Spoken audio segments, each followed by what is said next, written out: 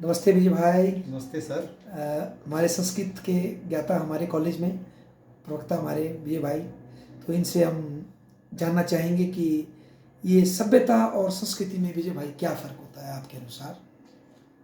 जो सभ्यता है, अगर मोटे शब्दों में हम कहें तो सभ्यता एक बाहरी ढांचा है और संस्कृति जो उसके अंदर मौजूद जो व्यक्ति रहते जो हैं, सॉफ्टवेयर है मतलब उसका। हाँ जी, अच्छा, मतलब वो संस्कृति सभ्यता मतलब बाहर की स्ट्रक्चर्स है बाहर के और स्ट्रक्चर संस्कृति को आपके जो आचार व्यवहार। ये सब अच्छा, जो वाह यार वाह। संस्कृति से जो है वो मानते हम, तो इसको हम संस्कृति कहेंगे। जो हमारे आचार व्यवहार इत्यादि है, और सभ्यता शब्द सभा के योग्य हाँ, है ना। तो मतलब सभ्यता शब्द जो हमें बाहर बिल्डिंगों के रूप में, हाँ, स्ट्रक्चर पार्कों के रूप में, मिलते है ना हैं, जी, वो उसको हम सभ्यता कहते हैं। उसके रूप में दिखाई देगा, हाँ, प्रतीकों के रूप में उसको दिखाई दिखाई देगा। देता है। संस्कृति उसका जो मर्म है वो मर्म है। संस्कृति है। जी जी। वाह सर, देखो कितने बड़ी बात आपने हमें बताई। विजय भाई, एक शब्द है हमारा ये लोक संस्कृति, फोक कल्चर जो वेस्ट से भी आता है। इसमें संस्कृत लिटरेचर में, हमारे भारतीय चिंतन में लोक संस्कृति के बारे में क्या चिंतन है, थोड़ा हमें प्रकाश डालिए।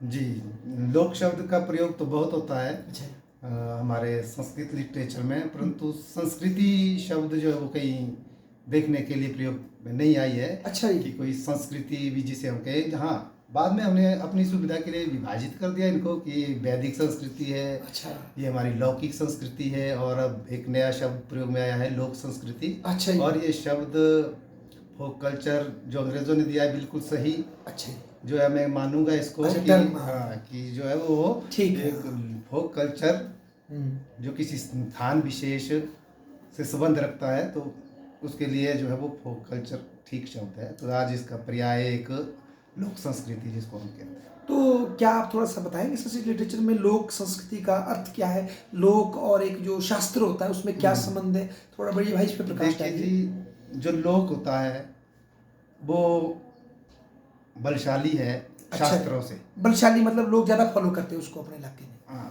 मतलब जो आचार व्यवहार लोक में प्रचलित है हाँ जी। वो ज्यादा मान्य है, अच्छा जबकि वही बात अगर शास्त्रों में कही गई है, हाँ, परंतु उस स्थान में वो चीजें प्रचलित नहीं है, नहीं, हाँ, और उस समय में वो चीजें अब प्रयोग में नहीं, उसका कोई प्रयोग नहीं रह गया है, तो वो बदल जाती है, चेंज कर दी जाएगी। चेंज कर दी जाती है। वाह वाह वाह। तो बहुत से शब्द ऐसे हमारे को मिलेंगे व्याकरण में, कुछ शब्द ऐसे मिलेंगे जो व्याकरण शास्त्र हम जिसको हम कहते हैं कि कुछ शब्द बन जाते हैं, परंतु लोक में उन शब्दों का प्रयोग नहीं होता है। हाँ, खत्म हो जाते। तो वो शब्द जो है वो व्यर्थ में जो वो शास्त्र उनको बनाने की कोशिश करता है। शास्त्र जो वो लोक के अनुसार चलते हैं। अच्छा, हाँ, शास्त्रों के अनुसार लोक नहीं चलते। अच्छा, आपने तभी चर्चा में पहले मुझे बताया कि भाई शास्त्र से बलवती है लोक, है ना, बलवान है लोक। प्रमाण की जब हम बात करते हैं तो प्रमाण, जैसे हम किसी भी ज्ञान को प्राप्त करते हैं तो 4 प्रमाण या 6 प्रमाण, हर शास्त्रों के अपने अपने प्रमाण होते हैं।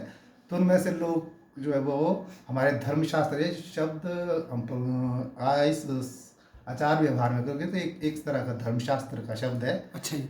तो इसमें जो है वो धर्मशास्त्र से भी बलवान जो है वो लोक व्यवहार होता है, लोक लोकाचार व्यवहार, होता है, अच्छा, लोकाचार, लोकाचार जिसको हम बलवान। लोकाचार कहते हैं। अच्छा जी। जी। और फिर ये लोक से शास्त्र का निर्माण क्यों करते हैं हम, लोक संस्कृति जो नहीं, फैली है। शास्त्र जो हो प्रवृत्ति और निवृत्ति बताता है कि हमें क्या चीज प्रवृत्ति में होना चाहिए, किस चीज के लिए हमें निवृत्त होना चाहिए। जैसे साहित्य शब्द, साहित्य शास्त्र शब्द बड़ा ये शास्त्र सर जो थोड़ा सा है, इसमें बताओ पहले आप, ये बना। प्रवृत्ति निवृत्ति मतलब थोड़ा सा explain प्रवृत्ति करो। मतलब कि हमें क्या कार्य करना अपनाने चाहिए। अच्छा और जी। क्या कार्य नहीं करना चाहिए, वो निवृत्ति हो गई। हर शास्त्र हमें इसका ज्ञान देता हाँ, है, हर शास्त्र, चाहे सब फिर जगह कोई शास्त्र है। संस्कृत सिर्फ संस्कार या संस्कृति से ही नहीं है, इसमें जो है वो कई तरह के शास्त्र हमें मिलेंगे। अच्छा जी। हर प्रकार के जो है वो, चाहे आप व्याकरण लीजिए, चाहे आप जो है वो अन्य हाँ, जैसे कोई वो भी राजनीति के शास्त्र वात्सायन लीजिए, जी का था वो अर्थशास्त्र ले लीजिए, काम शास्त्र के ऊपर भी काम शास्त्र लिखा है ना, बिल्कुल मतलब क्या कर सकते हैं क्या नहीं नहीं करना कर है, सकते। अर्थशास्त्र जैसे में क्या। शास्त्र में, अच्छा, हाँ, काम शास्त्र की आपने बात की, एक मैं हाँ बात कहूँ, हाँ जी। उसमें उन्होंने कहा है कि आयुर्वेद भी एक शास्त्र है। हाँ। तो आयुर्वेद के अनुसार कुत्ते का जो मीट है हाँ। वो स्निग्ध है, उष्ण होता है, शरीर के लिए बहुत अच्छा होता है। हाँ। परंतु लोक में वो हम लोग नहीं उसको खा सकते, स्वीकार नहीं कर सकते। हाँ, है। बहुत अच्छी बात परंतु बोली शास्त्र के अनुसार तो हो सकता है उसकी कोई दवाई बनी हुआ है कि उसके जैसे ये अनुसार मतलब कि जो भाई साहब ये आयुर्वेद जो को अच्छा माना ये जाता देश है ना, फिनलैंड, नॉर्वे, ठंडे देश और नागालैंड वगैरह में इसका प्रचलन है इसका। बिल्कुल, जो कि शास्त्र इसको मान्यता देगा, अच्छा। मगर लोग स्वीकार नहीं लोग करेंगे। इसको- यही अंतर है श्री लोक और शास्त्र। अच्छा, वाह यार, कितना अच्छा आपने एक उदाहरण देकर हमें इस पे प्रकाश डाला। तो ये मतलब शास्त्र हमें कुछ करने और कुछ छोड़ने की प्रेरणा देगा। नहीं, करने छोड़ने की भी वो तो चलो धर्मशास्त्र देगा, परंतु क्या उचित है क्या अनुचित उसका निर्णय शास्त्र करता है कि ठीक है। अब जैसे हमने यही कह रहे हैं कि कुत्ते का मीट जो है वो उसमें कई गुण पाए जाएंगे, हाँ, तो क्या हम खाएंगे उसको?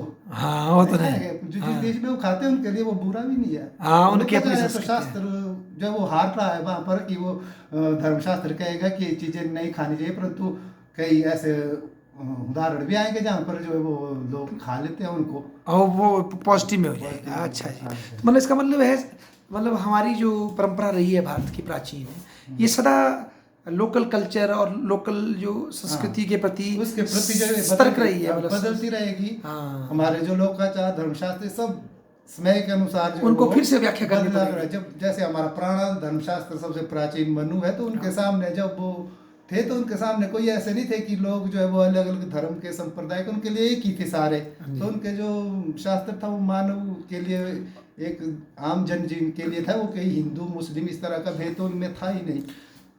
एक बात और भी भाई मुझे ये पता लगी कि भाई मनु के ऊपर भी जो 50 से अधिक टीकाएं लिखी गई, जो उनको फिर मनुस्मृति समझकर जो है, मतलब कई लोगों ने पढ़ा, मनु के ओरिजिनल वर्क की तुलना में टीकाएं बहुत ज़्यादा है। तो मतलब ये भी परंपरा हमारे देश में रही है कि एक व्यक्ति ने जो शास्त्र लिखा उसकी री इंटरप्रिटेशन या उसका खंडन या उसका वाद प्रतिवाद, हाँ, एक डेमोक्रेटिक मतलब वो रहा है। ऐसा नहीं कि एक बार लिख दिया तो बस सदियों के लिए वो जो सार्वकालिक है वो हमारे वेद ही है सिर्फ, बाकी कुछ नहीं। बाकी जो वो सब बदलता रहेगा समय के अनुसार। वाह, क्या बात बोली आपने, के अनुसार। बहुत ही सुंदर बात आपने ये बताई। बहुत बहुत धन्यवाद विजय भाई आपका। धन्यवाद।